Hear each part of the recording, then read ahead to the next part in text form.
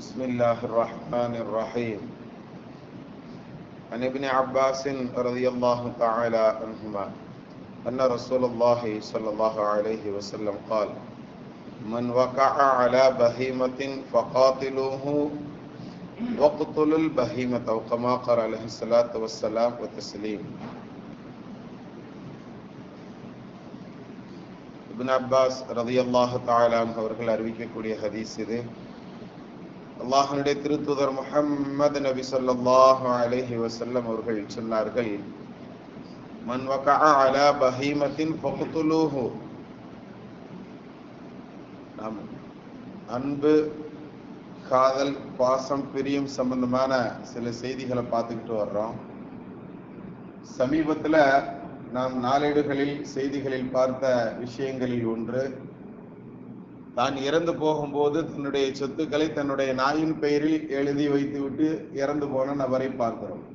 அமெரிக்கால தன்னுடைய நாய்க்குன்னு சொல்லி தன்னுடைய சொத்தை என்ன செஞ்சு வச்சிருக்காரு, ஒரு ஆள் எழுதி வச்சுட்டு மூத்தா போயிருக்காரு. ஒரு தாய் கோர்ட்ல கம்ப்ளைண்ட் கேஸ் ஃபைல் பண்றாங்க.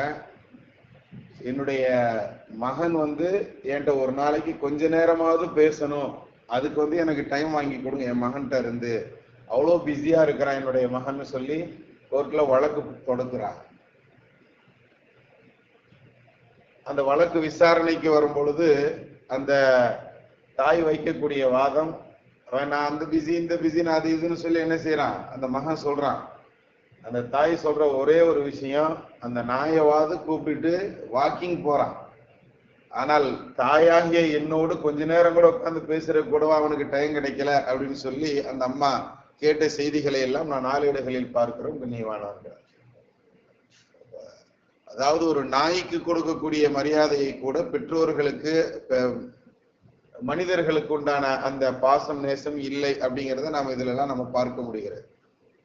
நல்ல ஏசி ரூம், நிறைய ஏசி போட்டு மெத்தையில தான் கூட நாயை படுக்க வச்சிருக்கக்கூடிய எத்தனையோ நபர்களை நாம் பார்க்க முடிகிறது.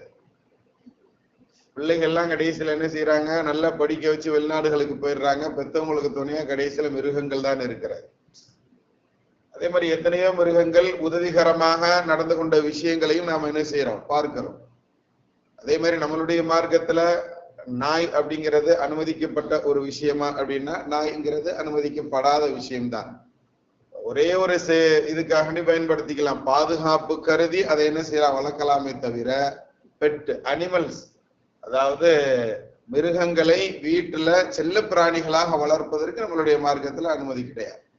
அதுலயும் குறிப்பாக நாய் அனுமதியே இல்லை. நாயை விற்கிறதும் பாவம், வாங்குறதும் பாவங்கிறத நமக்கு ஹதீசுகள் சொல்லித்தரும். நாய் என்ன செய்யக்கூடாது, விற்கவும் கூடாது. நான் என் வீட்டுல வளர்க்கல, நான் என்ன செய்யறேன், ஆன்லைன்லயே நாய் என்ன செய்யறேன், எங்க இருந்து பர்ச்சேஸ் பண்ணணுமோ அங்க இருந்து பர்ச்சேஸ் பண்றேன், ஆன்லைன்லயே டெலிவரி பண்ணிடுறேன், என் கை கூட நாய் மேல படுறது இல்லைனாலும் நாய் வித்த காசு ஹராம். நாய் என்ன செய்யக்கூடாது, வாங்கவும் கூடாது, விற்கவும் கூடாது. இது நம்மளுடைய மார்க்கம் நமக்கு சொல்லி தரக்கூடிய சட்டங்கள். இந்த மாதிரி உண்டான பிரச்சனைகள்லாம் எதுக்காக இந்த நேரங்கள்ல நாம சொல்றோம்னு சொன்னா, இது போன்ற செய்திகளின் ஊடாக வரக்கூடிய செய்தி ஒன்று. சமீபத்துல கேரளால உடும்பு ஒன்றை வாலிபர்கள் என்ன செஞ்சிட்டாங்க, அசிங்கம் பண்ணிட்டாங்க அப்படின்னு சொல்லி ஒரு செய்தி. ஒரு பசுமாடை வாலிபர்கள் அசிங்கம் செய்து விட்டார்கள், பசுமாடோடு புணர்ந்து விட்டார்கள்ங்கிற இது மாதிரி உண்டான செய்திகளை எல்லாம் நான் நாளேடுகளில் பார்க்கும் பொழுது, ஒரு ஐயரவாக இருந்தாலும் அருவருப்பாக இருந்தாலும் அது இந்த காலத்துல நடந்து கொண்டு இருக்கிறது அப்படிங்கிறது தான் யதார்த்தமான விஷயம். இதை பற்றி நபி ஸல்லல்லாஹு அலைஹி வஸல்லம் அவர்கள் அன்றைய கால சூழ்நிலையில சொல்லி வைத்த ஹதீஸ் தான் இன்னைக்கு நான் வாசித்த ஒரு ஹதீஸ். இது நபி ஸல்லல்லாஹு அலைஹி வஸல்லம் அவர்கள் சொன்ன இந்த ஹதீஸ்கள்ல இருந்து சட்டங்கள் எல்லாம் இமாம்கள் எடுத்து எழுதி இருக்கிறாங்க. இந்த மாதிரி ஒரு சூழல் நடந்துருச்சு அப்படின்னு சொன்னா என்ன செய்யணும் அப்படிங்கும் போது அதை சமீபத்திய குறுமதியாளர்கள் கூட விமர்சனம் செய்தார்கள். யாராவது மிருகங்களோடு போய் உறவு கொள்வார்களா அப்படின்னு சொல்லி எல்லாம் கேலி சித்திரங்கள் செய்தார்கள். ஆனால் நபி ஸல்லல்லாஹு அலைஹி வஸல்லம் 1400 வருஷத்துக்கு முன்னாடி என்ன செஞ்சிருக்கிறாங்க, ஹதீஸ்கள்ல சொல்லி இருக்கிறாங்க. இப்னு அப்பாஸ் ரலியல்லாஹு அன்ஹு சொல்றாங்க, மன் வகஅ அலா பஹீமத்தின், எவர் ஒருவர் ஒரு மிருகத்தோடு புணர்கிறாரோ ஃபக்தலூஹு, அவரை கொன்று விடுங்கள். அது கொலை செய்வதுதான் அவருக்கு உண்டான தண்டனை. அதே மாதிரி வகுத்துலுல் பஹீமத்தா, எந்த மிருகம் புணரப்பட்டதோ அதையும் கொலை செய்யணும் அப்படிங்கறத நமக்கு என்ன செய்யப்படுகிறது, சட்டமாக சொல்லித்தரப்படுகிறது கண்ணியவான்கள். ஆக நம்மளுடைய உணர்வுகளை பாதுகாத்தல் அப்படிங்கக்கூடிய விஷயங்கள்ல இதெல்லாம் நமக்கு என்ன செய்வாங்க, சட்டங்களாக வரும். நாம் ரொம்ப கவனமாக இருக்கணும். நம்மளுடைய பிள்ளைகள் தகுதியான பருவத்துக்கு வந்துட்டாங்க அப்படின்னு சொன்னா அவர்களுடைய அந்த விஷயங்களை, அந்த வாலிப விஷயங்களை அவங்களுக்கு எப்படி பக்குவப்படுத்தணும், யாரோடு அதிகமான பழக்க வழக்கங்கள் வைக்கணும், குர்ஆனோடு நல்ல தொடர்புகளை ஏற்படுத்தணும். குர்ஆன் நல்ல சரளமா ஓதுற பிள்ளையா அடுத்து தர்ஜுமா கொடுத்து தர்ஜுமா ஃபுல்லா படிக்க வைன்னு சொல்லணும். சமீபத்துல ஒரு நண்பர், அவர் அட்வொகேட்டா இருக்கிறாரு, அவர்கிட்ட யதார்த்தமாக ஒரு விஷயம் பேசும்போது மார்க்கால் மார்க்கை வாங்குறது அப்படிங்கிறது சம்பந்தமா நாங்க பேசிக்கிட்டோம். அப்படி பேசும்போது அந்த நண்பர் சொல்றாரு, ஆமாஜி குர்ஆன்ல இந்த செய்தி வருது அப்படிங்கிறார். ஃபிரௌன் அந்த சூனியக்காரர்கள் எல்லாம் மூசா நபிக்கு எதிராக சூனிய செஞ்சா எங்களுக்கு என்ன தருவோன்னு கேட்கும்போது, நான் உனக்கு ஆட்சியில பங்கு தர்றேன் அப்படின்னு ஃபிரௌன் சொல்லுவான்.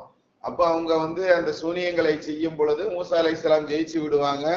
அந்த ஜெயித்ததற்கு பின்னால் நம்ம செஞ்ச சூனியம் தான் உலகத்திலேயே பெருசு, அதை விட மூசா நம்மளை ஜெயிச்சுட்டாரு அப்படின்னு சொல்லி இவர்கள் எல்லாம் அல்லாஹை ஏற்றுக்கொண்டு மூசா நபி என்ன செய்வாங்க, இந்த ரசூலாக ஏற்றுக்கொள்வார்கள். அந்த சூனியக்காரர்கள் அவங்கதான் முதல் முஸ்லிம்கள், புதுசா இஸ்லாத்துக்குள்ள வர்றவங்க அந்த காலத்துல.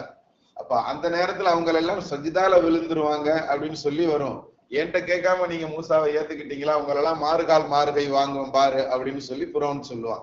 அப்ப இந்த வார்த்தையை நாங்க யதார்த்தமாக பேசும் பொழுது குர்ஆன்ல இது இந்த இடத்துல வருதுலன்னு ஒரு நபர், ஒரு ஆலிம் இல்லாத ஒரு சாதாரண நபர் அதை பேசுகிறார் அப்படின்னு சொன்னா, அது போன்ற உண்டான தர்ஜுமாக்கள்ல நல்ல விளக்கம் உள்ளதை நம்ம பிள்ளைகளுக்கு நம்ம என்ன செய்யணும், அது மாதிரி விஷயங்களை நாம கத்துக் கொடுக்கணுங்கிறக்காக நாம சொல்லுகிறோம். உங்க நீதிக்குரியவர்களை, பிள்ளைகளுடைய அந்த அலைபாயக்கூடிய வயசு, அந்த காதல் என்ற அந்த விஷயங்கள், இதையெல்லாம் நாம் பிள்ளைகளுக்கு சரியான நேரங்களில் சரியான விஷயங்களை போதிக்கக்கூடிய நற்பாக்கியவான்களில் அல்லாஹ் நம்மை கபூல் செய்வானாக. பிஹக்கி சய்யிதினா வ ஆலி சய்யிதினா முஹம்மதின் ஸல்லல்லாஹு அலைஹி வஸல்லம்.